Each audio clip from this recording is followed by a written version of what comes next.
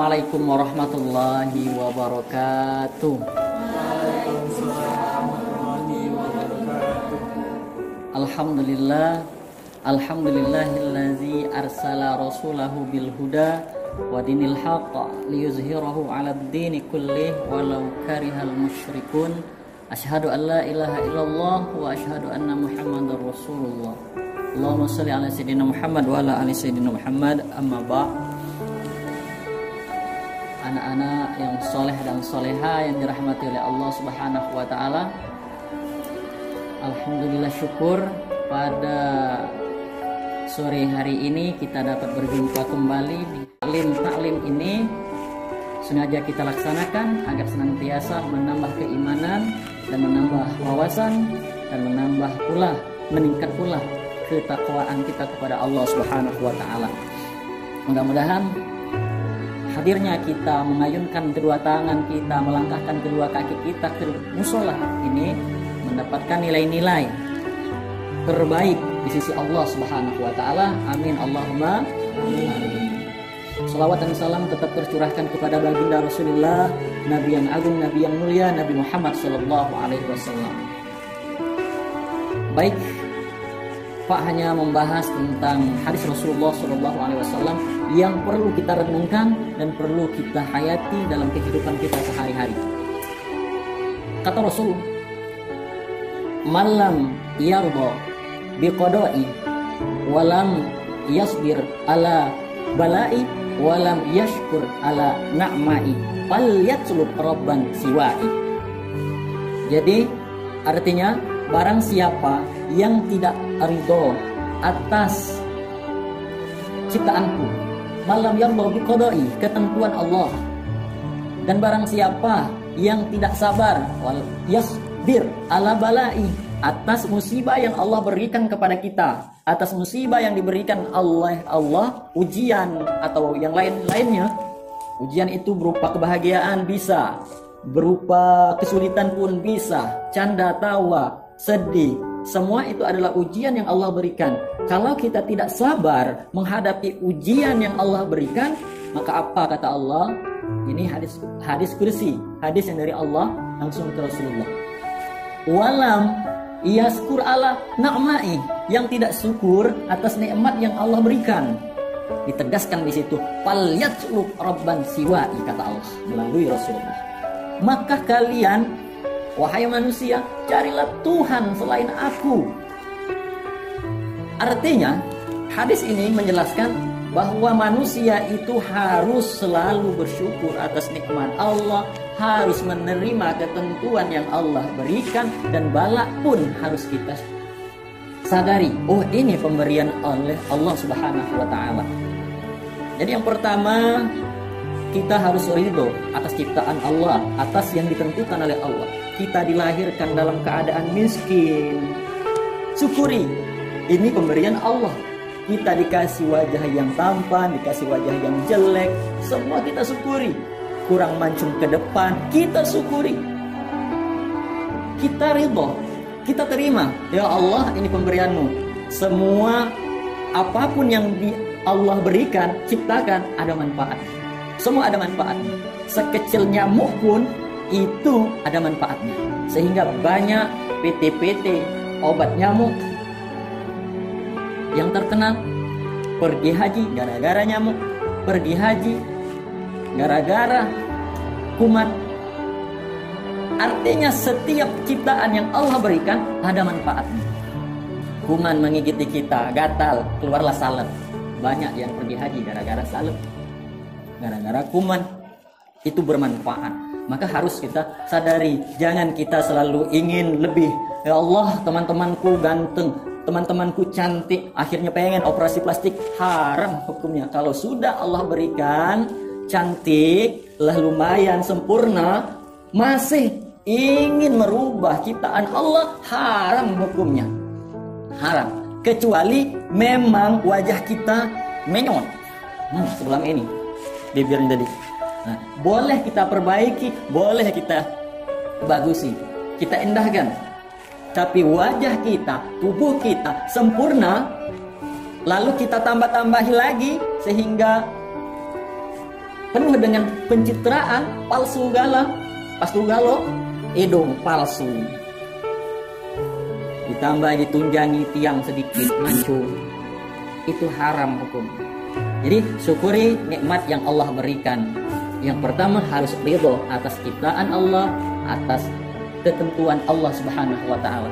Allah jadikan kita miskin, syukuri. Ini adalah pemberian Allah. Semua manusia berbeda-beda, beragam-ragam. Ada yang miskin, ada yang kaya, semuanya saling mendukung. Yang kedua, yasbir.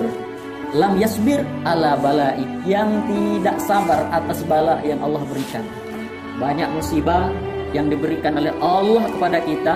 Kalau kita tidak sabar menerimanya, maka kita tidak akan dapat pahala di sisi Allah.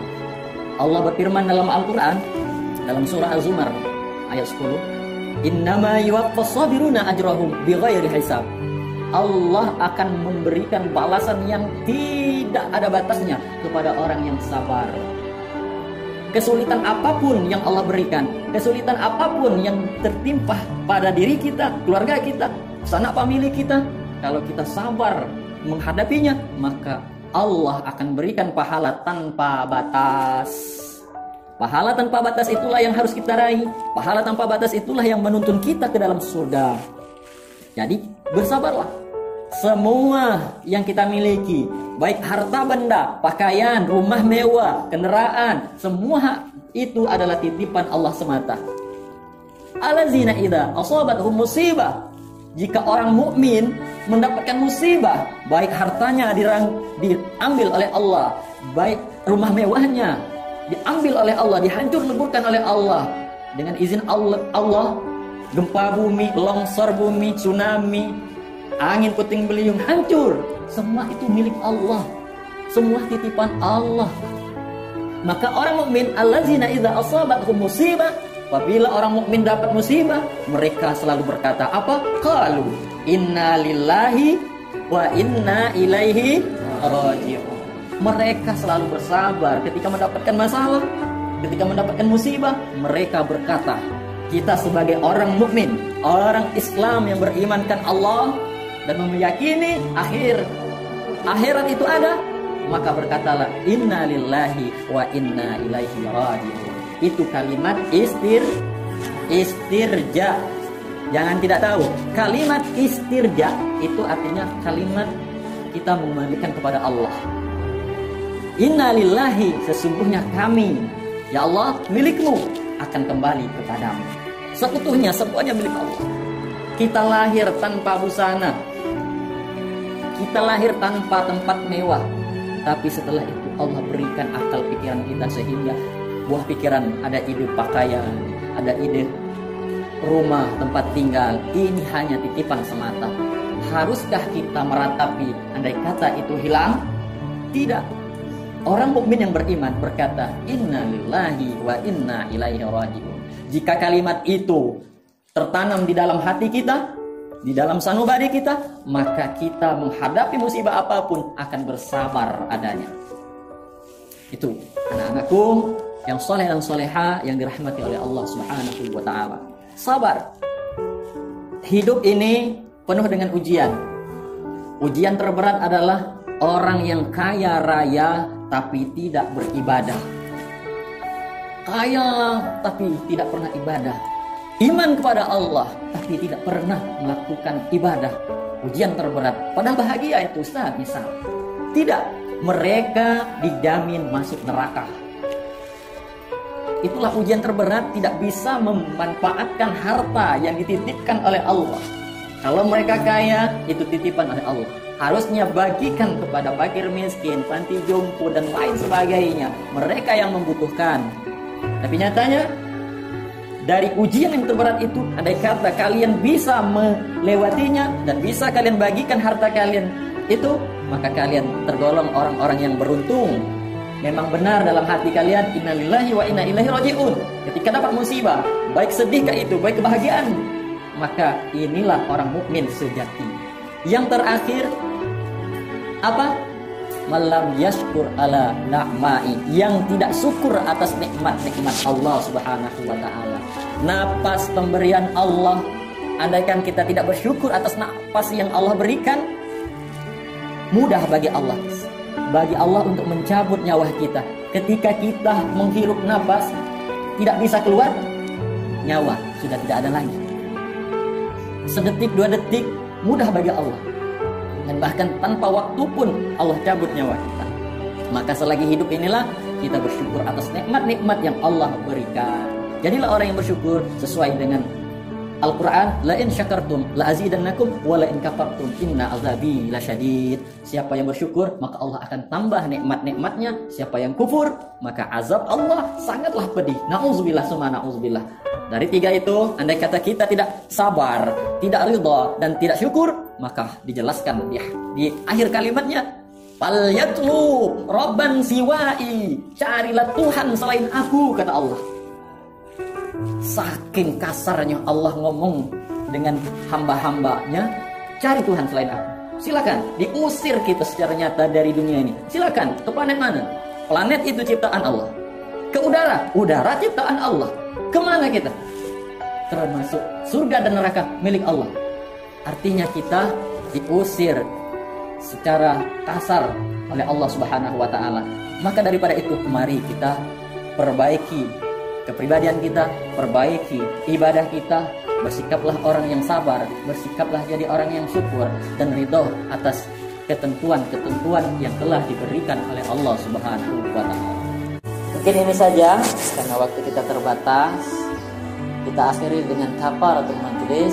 Subhanakallahumma wa bihamdika asyhadu an la ilaha illa anta astaghfiruka wa atubu ilaik.